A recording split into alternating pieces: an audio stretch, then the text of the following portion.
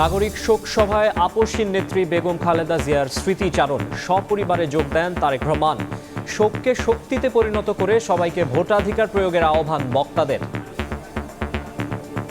তিনি কেবলমাত্র জাতীয়তাবাদী দলের নেত্রী ছিলেন না, দেশের নেত্রী হয়ে উঠেছিলেন। প্রতিরোধ নয়, প্রতিহিংসা নয়, প্রতিশোধ নয়, এই যে উদারতা, সেটা যদি আমরা নিজের মনে প্রাণে গ্রহণ করতে পারি, তাহলে বাংলাদেশের একটা বিরাট অবদান থাকবে। এই শোককে শক্তিতে রূপান্তরিত করতে হবে, আর সেই শক্তিকে রূপান্তরিত করবে কিভাবে?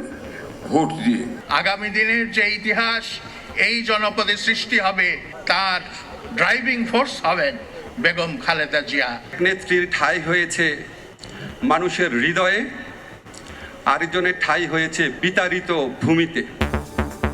স্লো পয়জনিং করে মৃত্যু মুখে ঠেলে দেওয়া হয় বেগম খালেদা জিয়াকে। চিকিৎসা প্রক্রিয়া ও ব্যবস্থাপত্র তদন্তের আহ্বান। খালেদা জিয়ার এ ধরনের অবহেলা লিভার ফাংশন দ্রুত অবনতি ঘটিয়ে ওনাকে মৃত্যুর দিকে ঠেলে দিয়েছিল। দেখছিলেন প্রধান শিরোনাম। সন্ধ্যার সময় সঙ্গে আছি আমি মাকসুম আলম খান।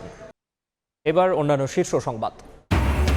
11 দলীয় ঐক্য থেকে বেরিয়ে গেল ইসলামী আন্দোলন। 268 আসনে এককভাবে নির্বাচনের ঘোষণা। নীতি থেকে বিচ্যুতির অভিযোগ অস্বীকার জামায়াতের।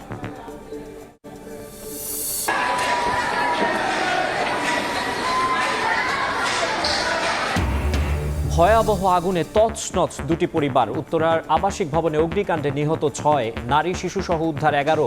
ধোঁয়ায় দম বন্ধ হয়ে মৃত্যু, কয়েল থেকে দুর্ঘটনার ধারণা।